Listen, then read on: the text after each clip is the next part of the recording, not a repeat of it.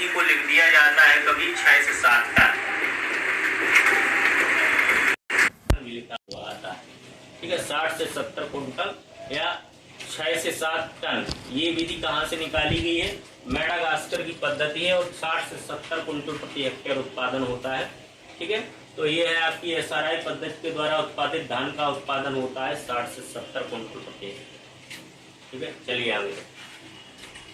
अगला आपका प्रश्न था प्रधानमंत्री कृषि विकास योजना का प्रारंभ हुआ। तो ये भी आप एक आध याद रख लीजिएगा, ऐसा नहीं है, पूछा जा सकता है। किसी ने पूछ दिया, मान लीजिए पेपर बनाने वाला कोई हुआ तो उसके दिमाग में आ गया तो फिर क्या करेंगे, है ना। प्रधानमंत्री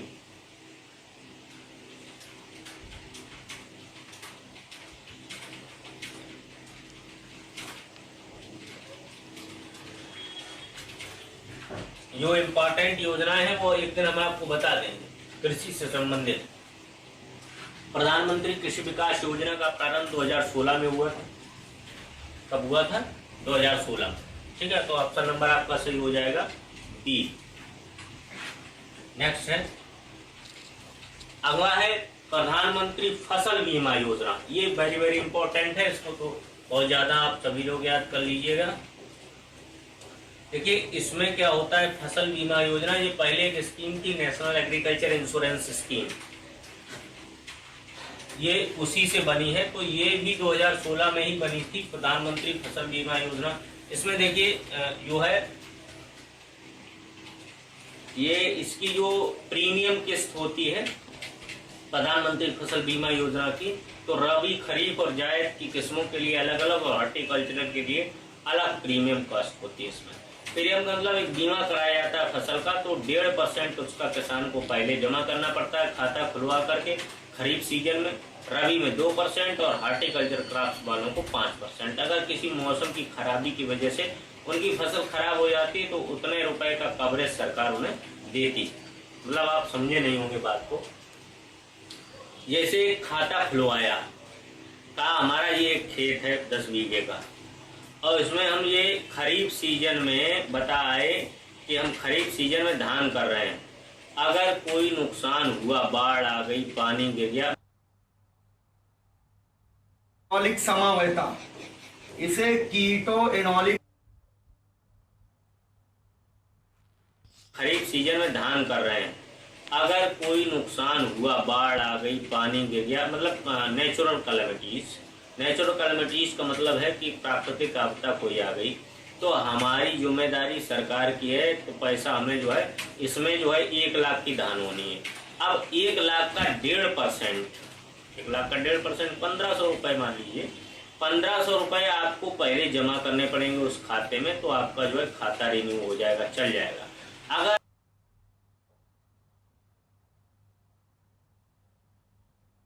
BT carton is true, BT carton सही हो जाएगा, ठीक है। तो बीटी कार्टन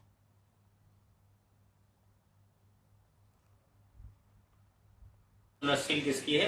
वो है चने की फसल। चलिए आगे देखते हैं। भारत में सबसे ज्यादा कपास होती है, हमने आपको पूरा एक टेबल बताई थी कि हिरसुटम जो होती है ये सबसे अधिक होती है 36% के करीब। मौसम की खराबी की वजह से उनकी फसल खराब हो जाती है तो उतने रुपए का कवरेज सरकार उन्हें देती। मतलब आप समझे नहीं होंगे बात को। जैसे खाता खुलवाया का हमारा ये एक खेत है 10 बीघे का, और इसमें हम ये खरीफ सीजन में बताए कि हम खरीफ सीजन में धान कर रहे हैं। अगर कोई नुकसान हुआ, बाढ़ आ गई, पानी गिर गया, मतलब नेचुरल कैलेमिटीज। नेचुरल कैलेमिटीज का मतलब है कि प्राकृतिक आपदा कोई आ गई, तो हमारी जिम्मेदारी सरकार की है, तो पैसा हमें जो है इसमें जो है 1 लाख की धान होनी है। अब 1 लाख का 1.5%, 1 लाख का 1.5% 1500 रुपए मान लीजिए। 1500 रुपए आपको पहले जमा करने पड़ेंगे उस खाते में, तो आपका जो है खाता रिन्यू हो जाएगा, चल जाएगा। अगर आपकी धान खराब हो जाती है तो आपको जो है 1 लाख का कवरेज सरकार देगी, अगर नहीं होती है तो 15,000 गायब हो जाएंगे।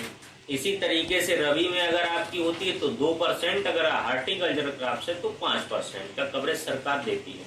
तो यह है प्रधानमंत्री फसल बीमा योजना 2016 में है, ठीक है। Option number B. अगला गन्ने में सिंचाई की प्रमुख अवस्था है, तो गन्ने में सिंचाई की जो प्रमुख अवस्था है इन सभी में वो है फॉर्मेटिव स्टेज, है ना। ये लगभग आती है आपकी 60 से 130 दिन तक।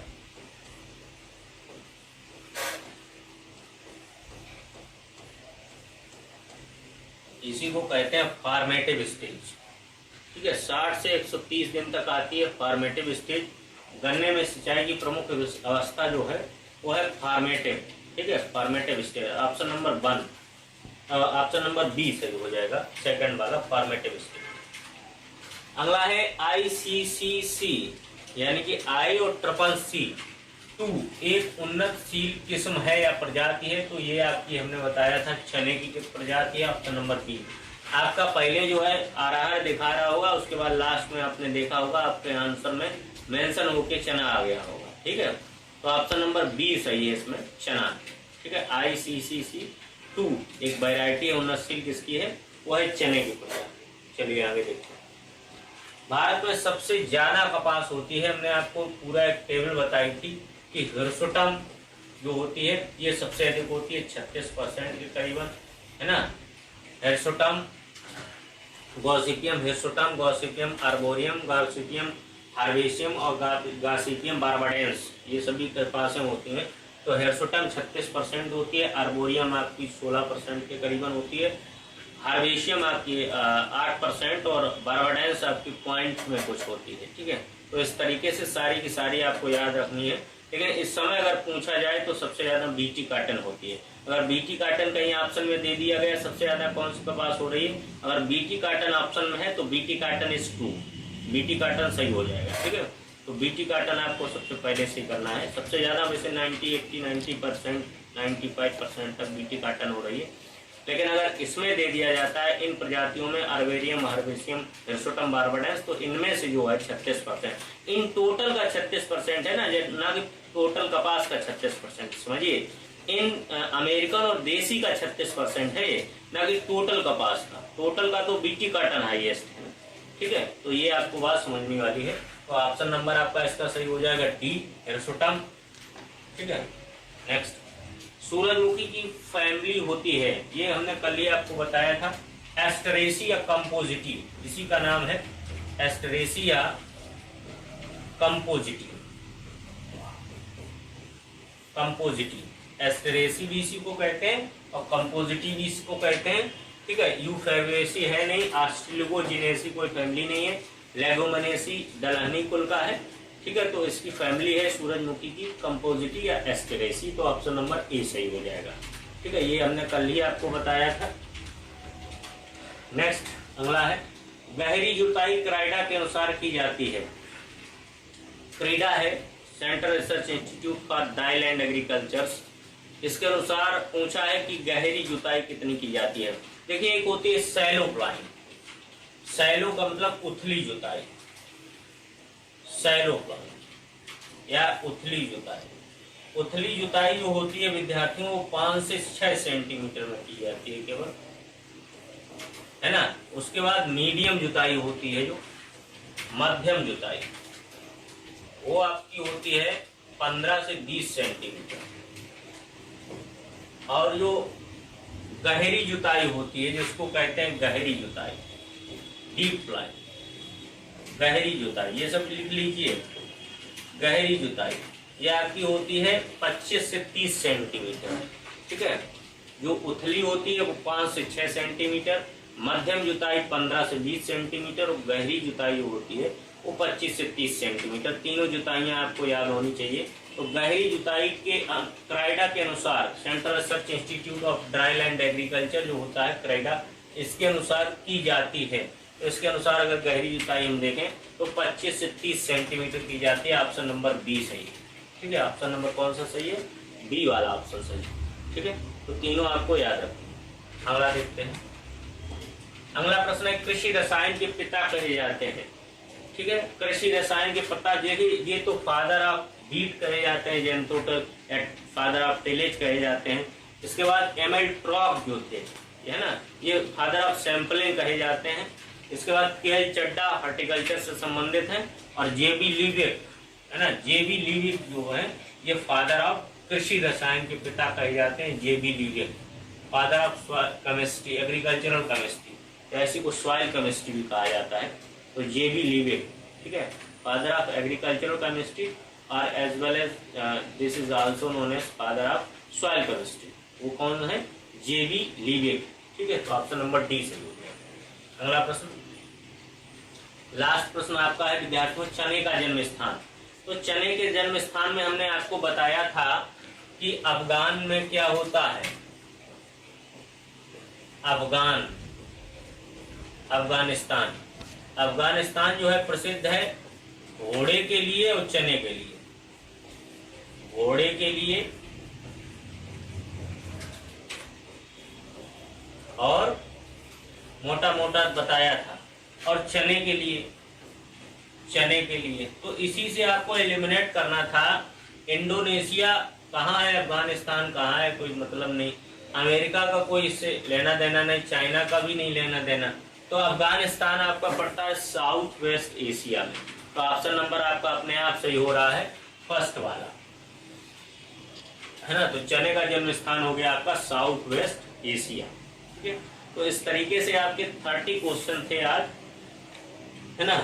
तो ये इस तरीके से क्वेश्चन थे कि जिसने भी इसमें से हमने पहले ही बता दिया था 60% से ऊपर अटेम्प्ट किया होगा तो उसकी स्थिति जो है वो बेटर है, बेस्ट है ना, वो बढ़िया पढ़ाई कर रहा है। लेकिन थोड़ा और मेहनत करिएगा, ठीक है। और इसके बाद अगर हम बात करें तो अब कल से हम आपको जो है पशुपालन शुरू करेंगे। जो आपकी ब्रीड्स हो गई हैं, है ना, एनिमल्स में बफेलो और काऊ की जो ब्रीडें हुई हैं, उसके बाद हम जो है अब आपकी नेक्स्ट अगले जो पशु हैं उनकी ब्रीड्स के विषय में बताएंगे, और उसका जो है मैनेजमेंट बताएंगे, प्रबंधन बताएंगे, डेयरी का प्रबंधन बताएंगे, और उसमें जो है वेटेरिनरी साइंस और डेयरी साइंस, इन सभी के विषय में बता करके आपका जो है पशुपालन वाला चैप्टर जो है। और एक दिन हम इसकी सेंसस के विषय में 2019 की सेंसस जो है जनगणना 2019 में पशुओं की हुई थी उसके विषय में बताएंगे। उसके बाद आपका ये पार्ट खत्म हो जाएगा। उसके बाद आपका एग्रीकल्चरल इंजीनियरिंग।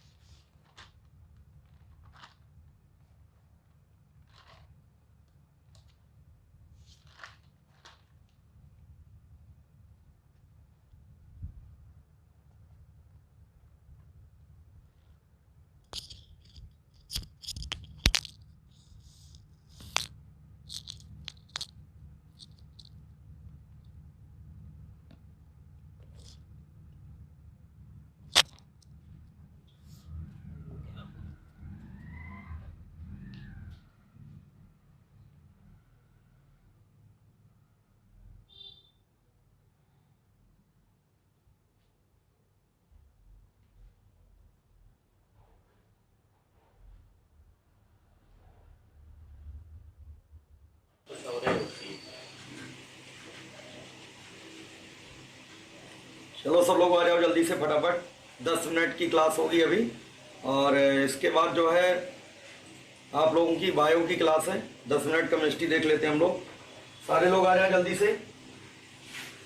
तो हम लोग जो है आइसोमेरिज्म देख रहे थे, जिसमें हमने चेन आइसोमेरिज्म बता दिया था।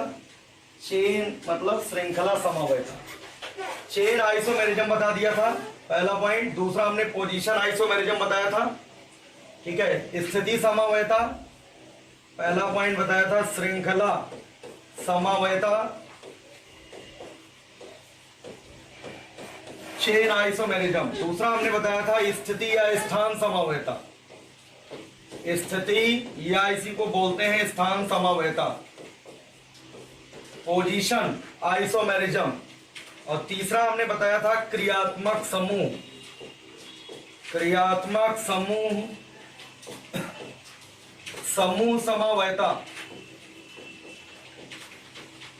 क्रियात्मक समूह समवायता, ये 3 हमने बता दिया था आप लोगों को। और चौथा पॉइंट और 5वां पॉइंट बताना है। एक होता मध्यवयता, मध्यवयता मेटामेरिज्म, और एक होता चलावयता, चलावयता। हमने ये भी बताया था आप लोगों के सिलेबस में, ये ज्यादा इंपॉर्टेंट है। चेन आइसोमेरिज्म, पोजीशन आइसोमेरिज्म और क्रियात्मक समूह आइसोमेरिज्म। जैसे इस तरीके से एक एग्जाम्पल हम ले लें, CH3 CH2 OH, CH3 CH2 OH, ये क्या है? अल्कोहल है। CH3 CH2 OH क्या है? अल्कोहल है, एथिल अल्कोहल। इसको बोलते हैं एथेनॉल। इसका IUPAC नाम क्या है? एथेनॉल है। अब एक काम करते हैं, ये CH2 इसको इस H के साथ ले जाते हैं और O को अंदर कर देते हैं, तो CH3O CH3, CH3O CH3। यहां पर देखिए डाई मेथिल ईथर बन गया। यहां पर क्रियात्मक समूह अल्कोहल था, यहां पर क्रियात्मक समूह ईथर बन गया। तो दोनों के अणुसूत्र सेम है। देखिए इसका अणुसूत्र क्या होगा? कितने कार्बन है? 2। C2 कितने हाइड्रोजन? 3 2 5 1 6। H6 ऑक्सीजन कितना है? 1। इसका अणुसूत्र है C2H6O। और इसका क्या हो जाएगा अणुसूत्र? C कितने हैं? 2 हैं। C2 3 हाइड्रोजन, 3 हाइड्रोजन, कितने हाइड्रोजन? 6। C2H6 और ये क्या हो जाएगा? O, C2H6O। तो इसका भी अणुसूत्र वही है और इसका भी अणुसूत्र वही है। दोनों के अणुसूत्र सेम है। दोनों में अंतर क्या है? इसमें फंक्शनल ग्रुप क्या है? अल्कोहल। इसमें फंक्शनल ग्रुप क्या है? ईथर। तो ये कौन सा आइसोमेरिज्म होगी? कौन सी आइसोमेरिज्म होगी इसमें? बताओ जल्दी से, कौन सी आइसोमेरिज्म पाई जाएगी? जल्दी से बताएं सभी लोग। ये दोनों किस प्रकार के आइसोमर्स हैं? किस प्रकार के समवायी हैं? एथिल अल्कोहल व डाई मेथिल ईथर किस प्रकार के समवायी हैं? कौन से? Functional group. कौन से समवायी है? CH3 CH2, ध्यान से देखना, OH व CH3। अभी एक और पूछेंगे, ध्यान देना, समवायी है। ये कल पढ़ाया था सब, ठीक है, सभी लोगों ने सही बता दिया है। क्रियात्मक समूह समवायी, इसको बोलते हैं क्रियात्मक समूह समवायी। ठीक है, अगला एक सवाल हम दे रहे हैं, CH3 CH2 CHO, CH3 CH2 CHO, इसका नाम बताओ, इसका नाम बताओ जल्दी। इसका IUPAC नाम CH3 CH2 CHO, इसका IUPAC नाम पहले बताओ, इसके बाद एक और लिख रहे हैं CH3 CO CH3, CH3 CO CH3, इसका भी IUPAC नाम बताओ। इसका IUPAC नाम और इसका IUPAC नाम, दोनों का बताओ पहले, जल्दी से IUPAC नाम बता दे।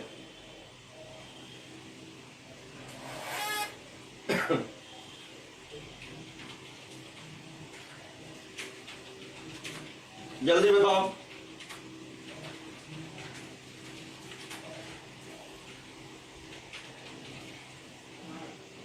लाओ बताओ जल्दी।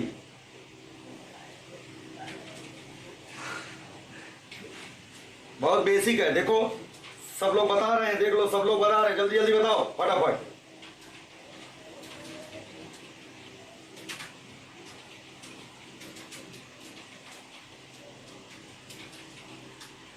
ये देखो यहाँ पर एल्डिहाइड है, 1 2 3, ठीक है, ये क्या है? प्रोपेनल, प्रोपेनल है, ठीक है, ये प्रोपेनल है। अब ये क्या है? 1 2 3, ये कीटोन है। ऐसे ही समझ लो कि यहाँ पर एल्डिहाइड है, ये कीटोन है, ये प्रोपेनोन है, ये प्रोपेनोन है, ये प्रोपेनल है। अब दोनों के अणुसूत्र सेम है। देखो यहाँ पर एक कार्बन, दो कार्बन, तीन carbon, C3 hydrogen 3 2 5 1 6, H6 oxygen 1। इसका अणुसूत्र देखो 1 2 3, 3 कार्बन 3 3 6 हाइड्रोजन और एक ऑक्सीजन हो जाएगा। यहां पर देख रहे हो दोनों यौगिकों के आणविक सूत्र समान है, बस अंतर यह है कि इसमें एल्डिहाइड है, इसमें कीटोन है। एक में एल्डिहाइड है और दूसरे में कीटोन है। ये दोनों कैसे समावयी होंगे? क्रियात्मक समूह समावयी। ये क्रियात्मक समूह समावयी कहलाएंगे। फंक्शनल ग्रुप आइसोमेरिज्म इसमें होती है इन दोनों में। एक क्वेश्चन और पूछेंगे, 1 ब्यूटीन व 2 ब्यूटीन, 1 ब्यूटीन व 2 ब्यूटीन में किस प्रकार की समवयता है? जल्दी बताओ सब लोग। 1 ब्यूटीन व 2 ब्यूटीन में किस प्रकार की समवयता है? जल्दी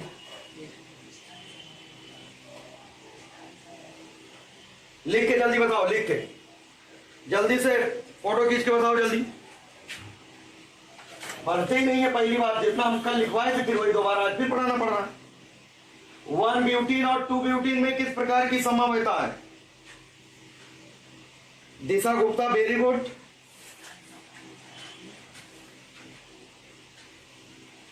ठीक है, पोजीशन आइसोमर्स है। अरे पहले एक नंबर पे डबल बॉन्ड है। 1 ब्यूटीन का क्या मतलब है? एक ब्यूटीन दोनों है, एक नंबर पे डबल बॉन्ड है, फिर कह रहा 2 नंबर पे डबल बॉन्ड है, तो डबल बॉन्ड की पोजीशन ही तो बदली है। इसका मतलब यह है स्थिति समवयता। यहां पर स्थिति समवयता होगा। ठीक है, स्थिति, ठीक है, स्थान या स्थिति समवयता, ठीक है, वेरी गुड। अब मध्यवयता क्या होती है? मध्यवयता बता देते हैं, मध्यवयता क्या है? मध्यवयता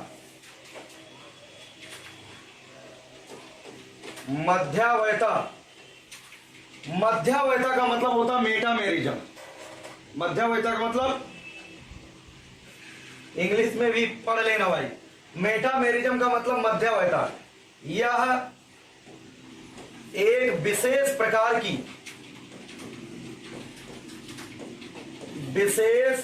की स्थिति समवयता होती है। यह स्थिति समवयता ही है, कोई अलग नहीं है। स्थिति या स्थान समवयता, यह एक विशेष प्रकार की स्थिति या स्थान समवयवता होती है। ये जो मेटामेरिज्म की बात कर रहे हैं, जो मध्यवयता की बात कर रहे हैं, यह मध्यवयता कोई अलग चीज नहीं है। ये एक विशेष प्रकार की पोजीशन आइसोमेरिज्म होती है। ये स्थिति समवयता ही होती है। अब जो है किनमें पाई जाती है ये भी बता दें। ये किनमें पाई जाती है? ईथर हो गया, द्वितीयक या तृतीयक अमीन हो गया, द्वितीयक या तृतीयक अमीन, द्वितीयक अमीन हो या तृतीयक अमीन हो, द्वितीयक अमीन में और तृतीयक अमीन में कीटोन हो बच्चों, कीटोन, ठीक है। इन सभी में ईथर हो, द्वितीयक अमीन या तृतीयक अमीन हो और कीटोन हो, इनमें ये मध्यवयता पाई जाती है। मध्यवयता का मतलब ये पोजीशन बदल जाएगा। ईथर का मतलब वही, ईथर का मतलब ये वाला क्रियात्मक समूह, ये वाली कंडीशन। तो ये जो O single bond O single bond, ये वाली जो चीज देख रहे हो, इसकी पोजीशन बदल जाती है। ये पूरा जो O है, सिंगल बॉन्ड उधर से जुड़ा, सिंगल बॉन्ड इधर से जुड़ा, ये O की पोजीशन बदल जाती है, स्थिति समवयता होती है। यह जो नाइट्रोजन होता है अमीन में, जो नाइट्रोजन है, नाइट्रोजन परमाणु द्वितीयक या तृतीयक अमीन में जो नाइट्रोजन है, उसकी पोजीशन खिसक जाती है। पहले किसी दूसरे पोजीशन पे रहेगा, फिर बाद में किसी दूसरे पोजीशन पे आ जाएगा। या कीटोन का जो कीटोनिक ग्रुप होता, जो कार्बोनिल ग्रुप होता, CO ग्रुप आगे पीछे हो जाता है। जिस नंबर पे पहले रहता है उस नंबर पे नहीं दूसरे नंबर पे चला जाता है। किसी दूसरे नंबर पे चला जाता है। ये पोजीशन आइसोमेरिज्म होती है। अब ये लिखने के लिए नहीं आएगा आपके एग्जाम में, उदाहरण पूछता है, ठीक है, पूछा जाएगा, दो आपको कंपाउंड दिए जाएंगे, दो स्ट्रक्चर दिया जाएगा और पूछा जाएगा इनमें कौन सी समवयता है, तो आपको देखना पड़ेगा कि कौन सी समवयता है। उदाहरण देखिएगा, एग्जाम्पल हम लिख रहे हैं, जैसे मान लो CH3 CH2 O CH2 CH3, ये हमने लिख दिया। इसका नाम जानते हो कि नहीं जानते हो? इसका नाम बताओ, इसका नाम जल्दी बताओ। ये सब लिखते ही तुरंत आ जाना चाहिए, लिखते ही। ये ईथर है, यहां पर एथिल है, ये एथिल है ना, die ethyl ether, die ethyl ether है, ये डाई एथिल ईथर, ध्यान देना। और इसका IUPAC नाम लिखे, IUPAC नाम क्या हो जाएगा बताओ? यहां पर देखो, एक को एल्कोक्सी दूसरे को एल्केन, दो कार्बन का मतलब हो जाएगा एथॉक्सी। प्रैक्टिस नहीं है, प्रैक्टिस जितना लिखोगे तभी काम चलेगा। एथॉक्सी एथेन, सिंपल सी बात है, एल्कोक्सी एल्केन, जैसे ईथर नाम ले एल्कोक्सी एल्केन, ठीक है। तो यहाँ पर जो है, जो छोटा वाला होता है एल्कोक्सी, जो बड़ा वाला होता है एल्केन। अब जो दोनों चूंकि बराबर है, तो इसलिए जो है एथॉक्सी एथेन, किसी को एथॉक्सी किसी को एथेन कह दो, कोई दिक्कत की बात नहीं। यहाँ पर एक दो कार्बन है तो एथॉक्सी हो गया, इधर देखो दो कार्बन है तो एथेन हो गया। डाई एथिल ईथर भी कह सकते हैं, C2H5 इसको कहते हैं, इसको C2H5, ये C2H5, एक एथिल दो एथिल, तो डाई एथिल। और O का मतलब होता है ईथर, ईथर का यहाँ पर फंक्शनल ग्रुप दिख रहा। हाँ, एक तो ये लिख दिया। आप समझो इधर, ये जो O सिंगल बॉन्ड O दिया गया है, इसको उठा के यहां पर लगा दो, पोजीशन बदल दो, तो आप ये समझोगे कि पोजीशन आइसोमेरिज्म है, लेकिन नहीं, ये पोजीशन आइसोमेरिज्म नहीं होती। इसको उठा के यहां पर ले आएंगे, ठीक है, CH3 और यहां पर O, और ये CH2 उधर किसका दो, CH2 CH2 CH3, है ना। इसका IUPAC नाम होगा मेथॉक्सी, एक कार्बन छोटा वाला एल्कोक्सी, ये हो जाएगा मेथॉक्सी। ध्यान दें सभी लोग, छोटा वाला एल्किल जो होता है एल्कोक्सी में आता है, मेथॉक्सी, और 1 2 3 प्रोपेन, मेथॉक्सी प्रोपेन हो जाएगा। आप देखो, ऐसा लगता है कि पोजीशन बदल गई है। ऑक्सीजन देखो पहले यहां पर था, अब इधर आ गया, तो पोजीशन बदलने से एक पोजीशन आइसोमेरिज्म है। लेकिन जो द्विसंयोजी होते हैं, जो क्रियात्मक समूह द्विसंयोजी होते हैं या त्रिसंयोजी होते हैं, हम कहते हैं बहुसंयोजी। समझ ये बात कि नहीं? द्विसंयोजी मतलब दो संयोजकता वाले क्रियात्मक समूह, या त्रिसंयोजकता वाले क्रियात्मक समूह, या सिंपली हम कहते हैं बहुसंयोजकता वाले क्रियात्मक समूह की अगर पोजीशन बदलेगी, क्रियात्मक समूह की अगर पोजीशन बदलेगी, तो ऐसी स्थिति समवयता को हम लोग कहते हैं मध्यावयता। क्या बोलते हैं? इसका मतलब इनमें समझ लेना, ये मध्यावयी है, ये दोनों यौगिक मध्यावयी है, इनमें मध्यावयता है। इन दोनों यौगिकों में लिख लो मध्यावयता है, इनमें मध्यावयता है, इनमें मध्यावयता है। ये ज्यादा जरूरी नहीं है, लेकिन हम बता दे रहे हैं, नहीं तो कहोगे पता नहीं क्यों बताए नहीं से। ज्यादा जरूरी नहीं, क्योंकि समवयता ये हमने 5 प्रकार का लिखवाया है, तो हमें बता दे रहे हैं कि मध्यावयता एक तरीके से पोजीशन आइसोमेरिज्म यहाँ पर भी हो रही है, विशेष प्रकार की है, जो द्विसंयोजी, त्रिसंयोजी या हम कह सकते हैं बहुसंयोजी क्रियात्मक समूह की स्थिति बदलने से होती है। ऐसी स्थिति समवयता को क्या बोलते हैं? मध्यावयता के नाम से जानते हैं, इसे मध्यावयता कहते हैं। अरे सन्नाटे में हो, क्या बात है, समझ में नहीं आ रहा क्या? ये उदाहरण नोट कर लो, ठीक है, एक उदाहरण ये नोट करा दे रहे हैं, एक और नोट करा दे रहे हैं। अगर मान लो आता है तो इन दोनों में से कोई एक आएगा। CH3 CH2 CH2 C double bond O CH3, इसका IUPAC नाम लिख पाओगे? यहां पर देखो, ये कीटोन है पहली बात, 1 2 3 4 5, 5 का मतलब हो जाएगा प्रोपैन 2 ओन, 2 नंबर पर कीटोन है, प्रोपैन 2 ओन हो जाएगा। अब यहां पर देखिए, ये बहुसंयोजक है, ठीक है, इसको उठा करके इधर ले आओ, इसको उठा करके यहां पर शिफ्ट कर दो तो क्या मिलेगा, दूसरा यौगिक CH3 CH2, और ये पूरा पूरा उठा के यहां पर लगा दो तो क्या आ जाएगा, C डबल बॉन्ड O, यहां पर CH2 और ये हो जाएगा आगे CH3। समझ गए ना, इस पूरे CH2 को इधर ले गए, इसको इधर ले आए। यहां पर जो CO ग्रुप है, जो कार्बोनिल ग्रुप है, पहले देखो 1 2 नंबर पे था, अब यहां पर अगर हम देखें 1 2 3 4 5, अब तो 3 नंबर पे आ गया, वही CO की पोजीशन बदल गई है। तो ऐसा लगता है स्थिति समावयता, स्थिति समावयता नहीं, इसे स्थिति समावयता का एक विशेष स्वरूप है, इसे कहते हैं मध्यावयता। तो इनमें जो है मध्यावयता, ये मध्यावयी है, ये दोनों जो यौगिक दिखाए गए हैं ये मेटामेरिज्म शो कर रहे हैं, मध्यावयता दर्शा रहे हैं, मध्यावयता दर्शा रहे हैं।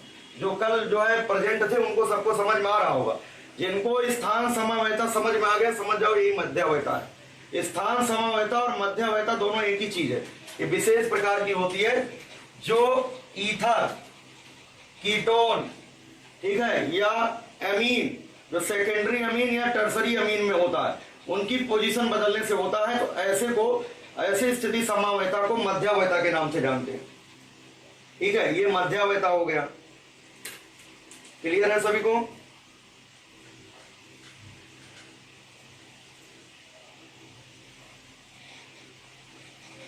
ये कौन लिख के भेजा? Vipin Kumar. Propane methoxy, methoxy पहले लिखा जाएगा, ऐसा नहीं है तुम लोग।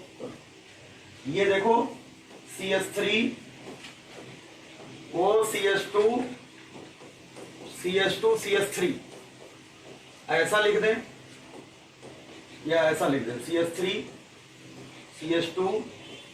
CH2 O CH3, ये दोनों का एक ही मतलब है,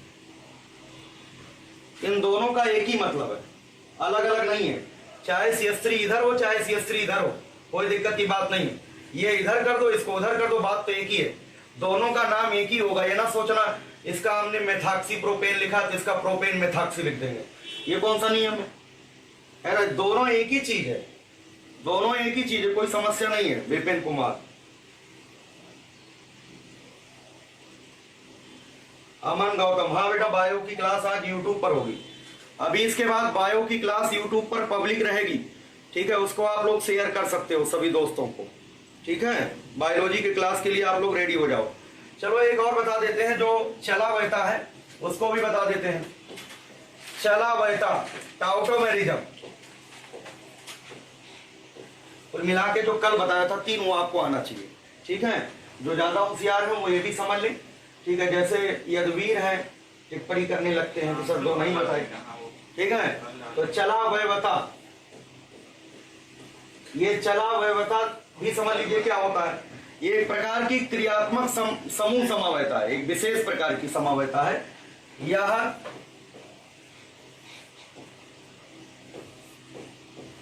एक विशेष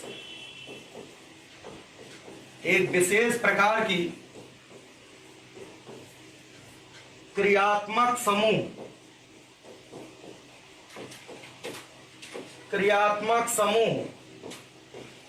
समावयता होती है। ये कोई अलग नहीं है, ध्यान देना। ये क्या है? एक प्रकार की क्रियात्मक समूह समावयता होती है। जो चलावयता नाम यहां पर आया है, यह एक विशेष प्रकार की क्रियात्मक समूह समावयता होती है, ठीक है, जिसमें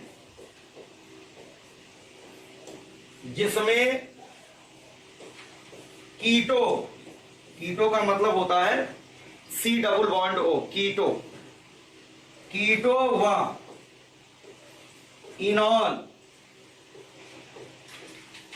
इनॉल रूप। इनॉल क्या है? इन प्लस ऑल, इन मतलब डबल बॉन्ड, इन का मतलब एल्कीन, डबल बॉन्ड, तो डबल बॉन्ड और OH भी रहेगा, ऑल का मतलब एल्कोहल। ये जो लिखा कीटो का मतलब C double bond O, ketone हो जाएगा, इनॉल का मतलब होता है इन का मतलब डबल बॉन्ड रहेगा और उसी से जुड़ा रहेगा एल्कोहल, क्योंकि इनॉल है। तो जिसमें कीटो व इनॉल रूप गतिज साम्य में होते हैं। इसका क्या मतलब है? गतिज साम्य में होते हैं, इसका मतलब है कि कीटो रूप जो यौगिक का है वो इनॉल रूप में बदलता है और इनॉल रूप जो है कीटो रूप में बदलता रहता है।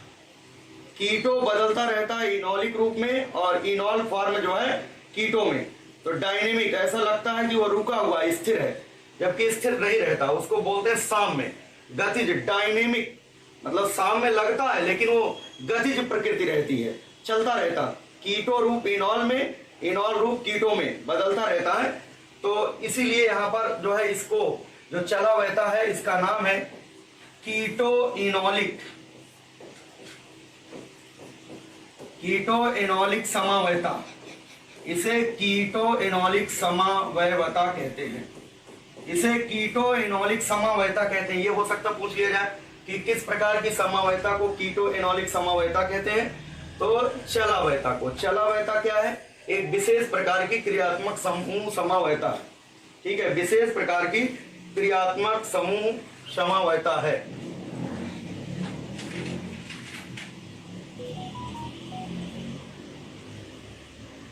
ठीक है, समझ में आ रहा सबको? चलो ठीक है, चलावयता का उदाहरण बता देते हैं पहले, तब समझ में आएगा। उदाहरण से ज्यादा समझ में आता है।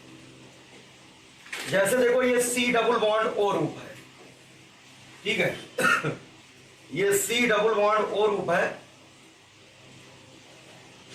एक यौगिक यहां पर लिख लेते हैं CH3 और ये C डबल बॉन्ड O और ये हो जाएगा CH3। ये है एसीटोन, ये कीटो रूप है। एसीटोन का मतलब है ये कीटोन रूप है, कीटो रूप है। अब क्या होता है, ये इनॉलिक रूप में बदल जाता है। इनॉलिक रूप का क्या मतलब है? ये तो कीटो रूप हो गया। यहां पर ये जो डबल बॉन्ड देख रहे हो, ये इसका एक बॉन्ड यहां चला जाता है। इधर देखो ध्यान से, अगर ऐसा यौगिक दिया जाए, कहा जाए इसका इनॉलिक रूप लिखिए, इसका इनॉलिक रूप क्या होगा? इसका इनॉलिक रूप हमें बताना है, इसका इनॉलिक रूप बताना है। तो क्या करते हैं, इस इन का मतलब डबल बॉन्ड, इन का मतलब डबल बॉन्ड ये यहां पर चला जाएगा, ये यहां पर चला जाएगा। इसको ऐसे ही लिखा रहने दो CH3 C, ऐसे O को अकेला बचा रहने दो। ये वाला बॉन्ड इसके साथ डबल बॉन्ड और CH3 यहां पर है, यहां पर एक हाइड्रोजन उठ के यहां चला जाएगा, मतलब अदला बदली हो गया। ये डबल बॉन्ड यहां आ गया और इसका H इसके साथ चला गया। अब ये इनॉलिक रूप हो गया। क्यों हो गया? इनॉलिक क्यों हुआ? यहां पर इन भी है, एल्कीन है कि नहीं, कार्बन कार्बन के बीच डबल बॉन्ड, यहां पर इन है और ये OH है, एल्कोहल। तो ये इनॉलिक रूप है, ये कीटो रूप है, इनॉलिक रूप है। ऐसे जो है ऐसे दिया जाएगा कि इसका एसीटोन का ये कीटो रूप है, इसका इनॉलिक रूप क्या होगा? इनॉलिक रूप ये हो जाएगा, इनॉलिक ग्रुप ये हो जाएगा। ठीक है,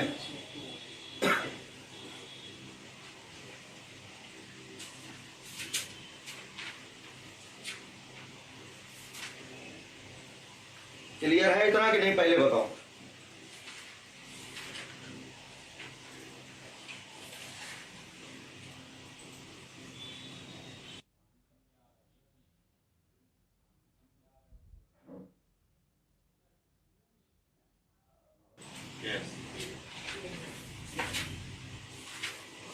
हाँ, तुम लोगों का दिमाग काम कर रहा है, इसका मतलब सही। ठीक है,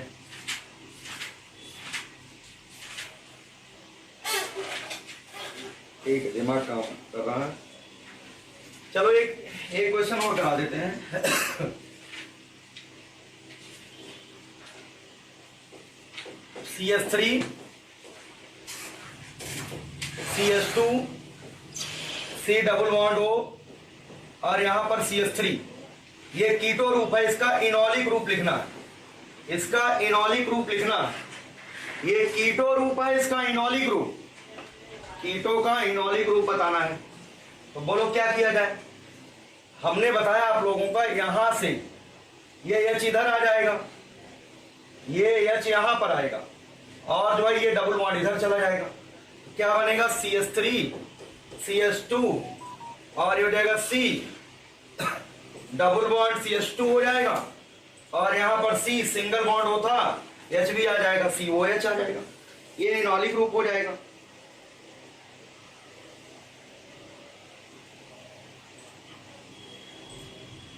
रीति सिंह कह रहे चेन मेरिज्म नहीं, चेन आइसोमेरिज्म होता है, चेन मेरिज्म नहीं होता,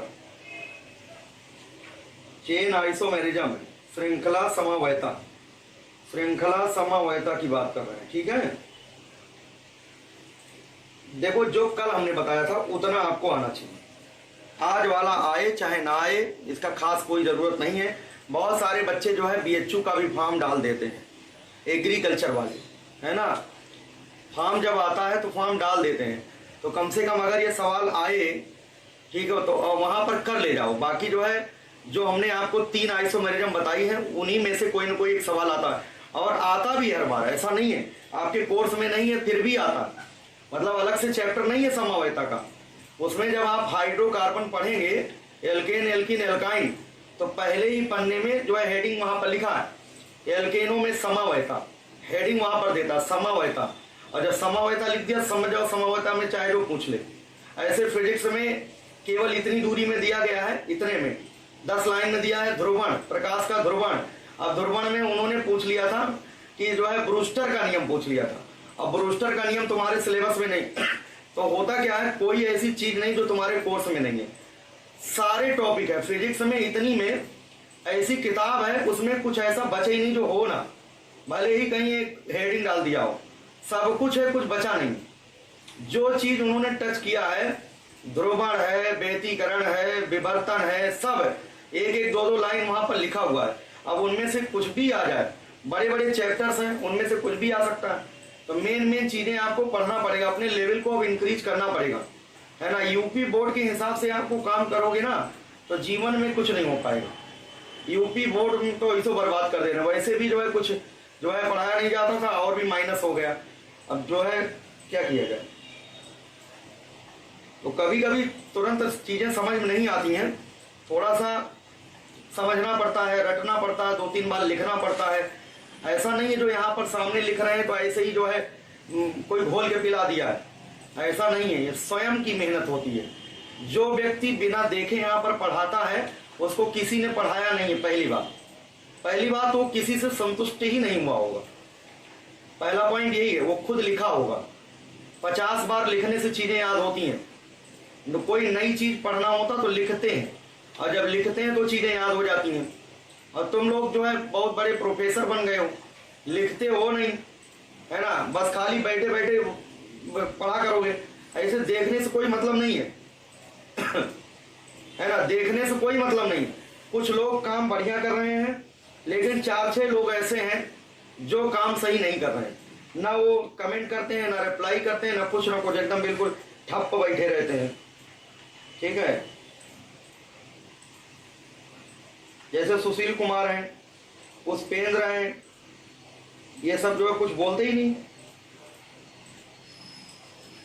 गौरव राठौर हैं, विशाल हैं, ये सब जो कुछ नहीं, कभी कमेंट नहीं करते। अरे कम से कम कुछ तो वो बताओ, जो क्वेश्चन पूछा जाता है कि अच्छा, दूसरी सूचना ये है कि आप लोगों का जो है YouTube पर अभी क्लास होगी बायोलॉजी की।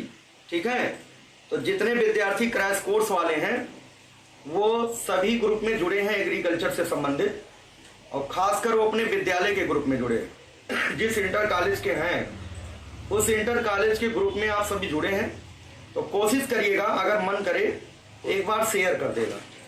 अगर तुमको लगे कि कोचिंग संस्थान में अच्छा काम कराया जा रहा है तो एक बार शेयर कर देना, और अगर ज्यादा मन करने लगे तो स्टेटस भी लगा देना। समझ गए बात कि नहीं? और बाकी जो है जब आप वहां पर YouTube पर आना तो लाइक जरूर कर देना, क्योंकि लाइक ही लोग देखते हैं कितने लाइक हुए हैं इनके वीडियो में, कितने व्यूज होते हैं, कितने कमेंट होते हैं। जब कमेंट लिखते ही नहीं हो, कमेंट तो कम से कम लिखा करो 4-4, 5-5 लाइन का, 1-2 लाइन का कमेंट नहीं, कम से कम हिंदी में लिखो 10-10 लाइन पूरा पैराग्राफ लिख दिया करो, 1 मिनट का समय लगता है। है ना, 1 मिनट का समय लगता है। यही सोशल मीडिया प्लेटफॉर्म पर यही लोग तो देखते हैं कि विद्यार्थी कैसा रिव्यू दे रहे हैं तिवारी एग्रीकल्चर के बारे में। जब आप किसी टीचर के बारे में कुछ लिखते ही नहीं हो तो टीचर कैसे मोटिवेट होंगे? अरे कम से कम कुछ तो लिखो जो तुम्हारे मन में बहुत कुछ रहता है टीचर को कहने के लिए। बहुत अच्छा तुमको लगता है पढ़ाई, या हमें पता है, लेकिन कृषि के बच्चे जो है मन में ही वह दिल से सोचते हैं, दिल से प्यार करते हैं टीचरों से, बस ये मुंह पे कहते नहीं। तो कम से कम एक व्यवस्था दी गई है, कहाँ, यूट्यूब चैनल पे जितना कमेंट कर पाओ कमेंट कर दिया करो, हर वीडियो में कर दिया करो। अच्छा लगता है, यही तो होता है। और यूट्यूब पर मिलता क्या है? कुछ नहीं मिलता है। यूट्यूब पर तो फ्री है, कितने टीचर फ्री पढ़ा रहे हैं, है ना। हमें लगता है लाखों की संख्या में लोग जो है लाखों वीडियो डाल चुके होंगे यूट्यूब पर। यूट्यूब खुद ही कमाता है, यूट्यूब से मिलता क्या? कुछ नहीं मिलता। बस ये वही कमेंट देखने को मिलता है तो थोड़ा सा अच्छा लगता है, वहाँ पब्लिक कमेंट रहता है। तो कोशिश करें आप सभी लोग जो है कमेंट जरूर किया करें।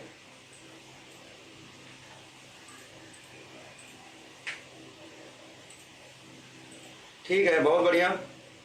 और एक काम और कर लो, जो सूचना हमने बताया था कि 15 जून के बाद एडमिशन नहीं होगा, तो 15 जून के पहले सारे विद्यार्थियों को जो है कैप्चर कर लो, अपने अपने विद्यालय के जितने भी विद्यार्थी हैं सबको कैप्चर कर लो, सबको क्लासेस दी जाएंगी। 10 क्लासें हमने दे दिया है, 1 तारीख से लेकर के 10 तारीख तक की पूरी क्लासेस उनको दे दी गई हैं। आप जो है किसी दिन 5 क्लास और दे देंगे, 1-2 दिन में 15 हो जाएगा, फिर 5 दे देंगे 20 हो जाएगा। अब पढ़ने का काम उनका है। सारी क्लासेस रिकॉर्डेड है यहाँ पर, जो पिछली छूटी हुई क्लासेस है वो सारी की सारी मिलेंगी, कोई दिक्कत की बात नहीं। जहां से पढ़ाया जाए वहां से पढ़ें, कोई दिक्कत की बात नहीं है, ठीक है। और लगभग जो है 2 महीने का समय है। केशव शर्मा, ऐप पर बेटा पब्लिक कमेंट इसलिए नहीं है क्योंकि ऐप बना ही इसलिए है पढ़ाई के लिए। ऐप बना ही इसलिए पढ़ाई के लिए। यूट्यूब पर क्या होता ना, जैसे तुम लोग तो पढ़ने वाले विद्यार्थी हो, उत्तर प्रदेश के क्रीम स्टूडेंट हो, जो मतलब तिवारी एग्रीकल्चर एकेडमी से आप जुड़ चुके हो, लेकिन वहां पर आप लोग देखते होंगे कुछ कुकुर मुत्ते टाइप के आते हैं जो परिचय पूछते हैं, है ना। कहते हैं भाई कहाँ के हो, है ना, तुम हरदोई के हो, तुम फलाने जगह के हो, है ना। कुछ तो ऐसे पूछने आते हैं, परिचय लेने आते हैं ना। वो कौन पता एग्रीकल्चर से ना हो, कौन पता वो BA कर रहे हो, लेकिन आते हैं वो परिचय पूछते हैं। तो इस वजह से बच्चों यहाँ पर पब्लिक नहीं, यहाँ पर देखो, इसीलिए तो पेड कोर्स लॉन्च किया जाता है। पेड कोर्स का मतलब ये किराया दिया जा रहा है, ये जो आपसे पैसा लिया जा रहा है ये किराया दे करके वो आपको पढ़वाया जा रहा है। नहीं तो यूट्यूब पर तो फ्री है, यूट्यूब पर हम लोग फ्री भी पढ़ा सकते हैं, लेकिन समस्या यही होती है, ऊट पटांग कोई लिखने लगता है, कोई कुछ करने लगता है। पता लगा टीचर पढ़ा रहे हैं, बीच में आ गया कोई, है ना, वहां पर कहने लगा सर हमें समझ नहीं आया, फिर से बताइए, बताओ, पूरा 1 घंटे से चल रहा, हमको समझ नहीं आया, तो मूड तो खराब होगा, है ना। इसलिए यूट्यूब पर बेटा एक एज अ डेमो क्लास निर्धारित की जाती है कि वहां पर बच्चे देख सकें कि जो टीचर है वो पढ़ाने की शैली क्या है, उनकी बोल भाषा क्या है, समझ में आता है कि नहीं, तो वो सारी चीजें देखना होता है। इसलिए यूट्यूब पर कभी कभी क्लासेस जो है शेड्यूल कर दी जाती हैं, वो डेमो क्लास के रूप में होती हैं। इसलिए इस डेमो क्लास को आप लोग ज्यादा से ज्यादा जो है शेयर करने की कोशिश किया करें।